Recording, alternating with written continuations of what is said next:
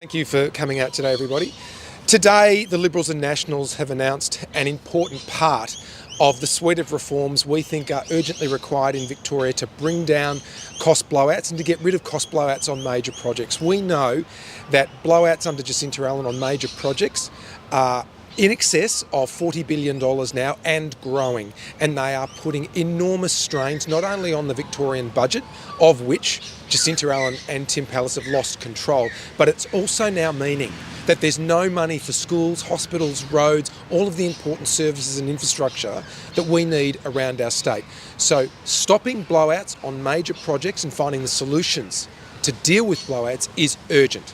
So what we've announced today is a construction enforcement watchdog, which will ensure that there are better practices on our major projects to make sure, as in the case of last week, that we're dealing with allegations of corruption and misuse of public funds and misuse of power and opportunities on major projects. That's what we're hearing from people, not only in the sector in terms of the organisations that win the contracts for major works, but important organisations like the Australian Workers Union, which has been very courageous in raising issues of corruption and bullying and intimidation tactics on work sites where major projects are being built. So I want to acknowledge the work of the Australian Workers Union in raising these concerns. I think it's fair to say that the Australian Workers Union and the Liberal Party and National parties is not the closest of relationships, but credit where credit's due.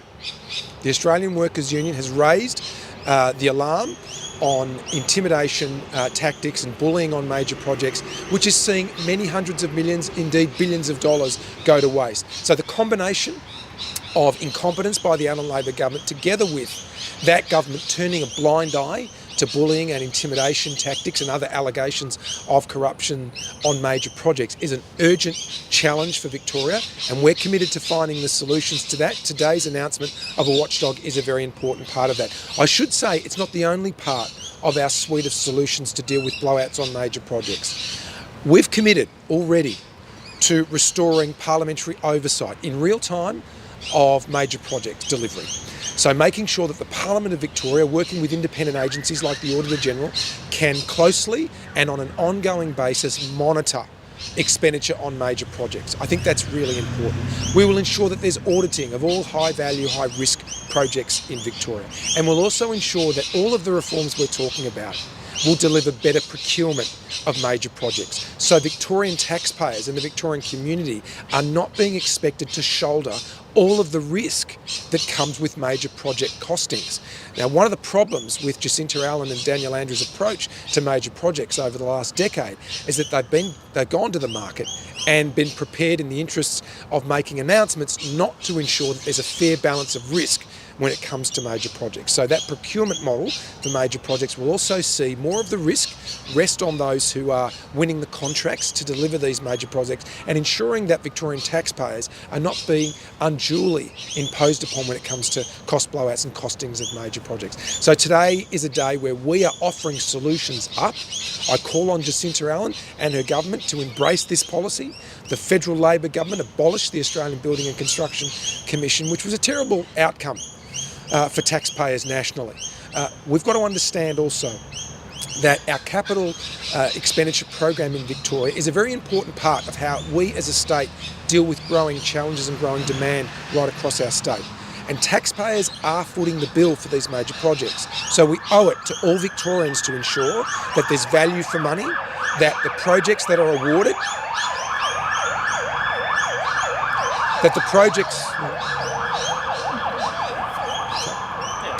we have to ensure that the projects that are awarded are delivered within the limits imposed by the tender process, and Victorian taxpayers are not being unduly imposed upon. I'll hand over to David Hodgett now and answer some questions later. Thanks, John. Well, this policy is about restoring integrity in major projects Victoria. It's about restoring trust in integrity, accountability and the industrial arrangements for the construction in Victoria. We know Labor can't manage money, they can't manage major projects. We've seen over $38 billion added to the record state debt in cost blowouts alone. Labor can't manage projects on time or on budget, and we can't continue to afford this waste and mismanagement by the government. So our policy announced today will better manage major projects in Victoria, and we'll tackle these cost blowouts. I'll leave it at that and happy to take questions.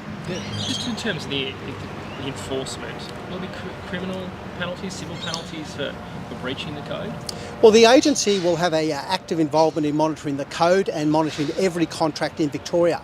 And if there's breaches of those contracts, they'll be subject to the full force of the law, to legal action. So they'll be able to take those. There's no extra sort of penalties that you'll create to bring road builders and construction unions into line? Well, ultimately the sanction would be if you don't comply with the code, you won't get work on major projects in Victoria. You'll be expected to adhere to that code and those work practices. This is about better managing major projects in Victoria, tackling those cost blowouts so the Victorian taxpayer gets better value for money. I mean, every one of these cost blowouts are ultimately passed on to the Victorian taxpayer. We need to get better at this, and that's what this policy is about. Do you expect to fight with the CFMEU over this? Well, no, this is pro-worker and pro-union. This is not a beat up on the union, this is a beat up on cost blowouts.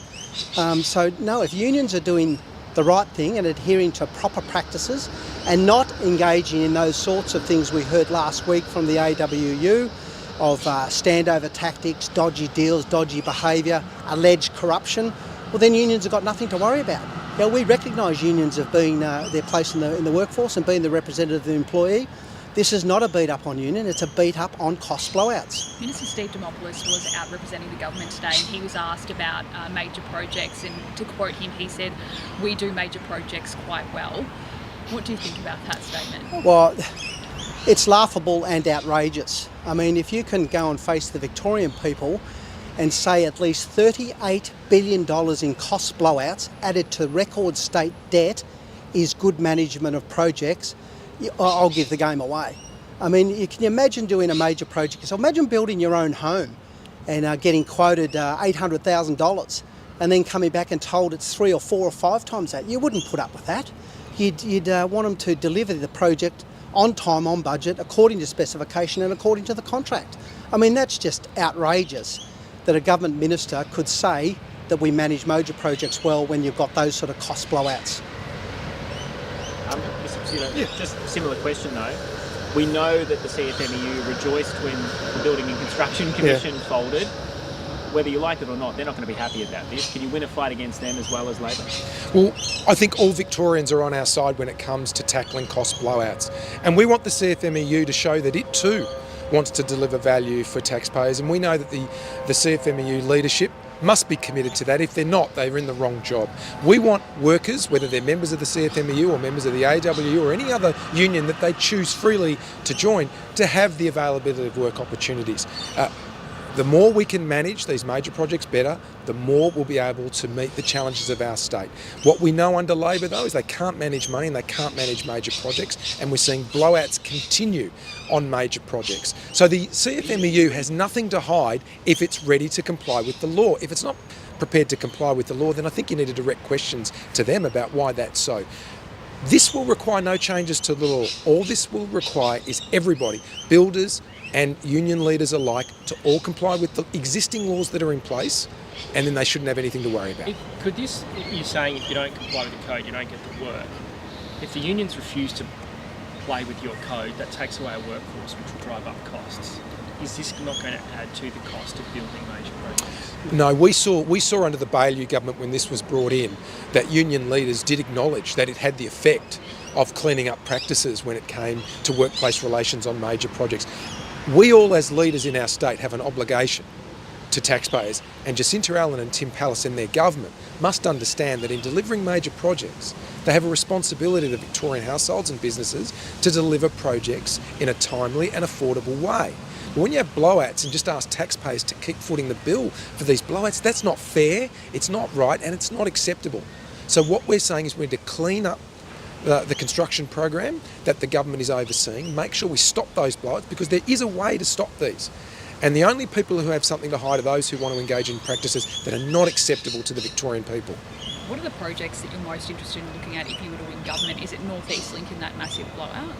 Well, we've already had some allegations on a range of road projects like the Mickleham Road upgrade, North East Link. We hear privately from people who work in the sector, not just builders themselves and the companies, but workers as well, about allegations of practices that really Victorian taxpayers shouldn't be paying for.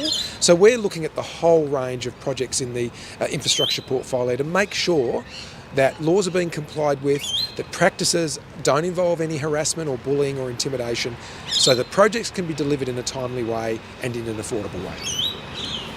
Thank you very much. Quickly on the AFL and what's come out today, what was your response to that? And do you think it needs investigation by the government? This definitely needs investigation. It's a serious set of allegations. Obviously, we're all concerned as Victorians with integrity in sport and alleged drug use in sport and who might be facilitating and enabling that. I understand the AFL is coming out later today to make some statements around that. I'd like to hear their statement and what they're doing about it, but certainly it's a very serious set of allegations. AFL's put out a statement and said, yep, this is the policy.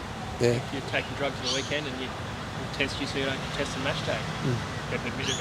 Yeah, well, I understand they're coming out later today with more information, so let's await that. But certainly a very serious set of allegations. It's a big test though for any future premier to talk about the AFL, right? Oh, well, integrity in sport.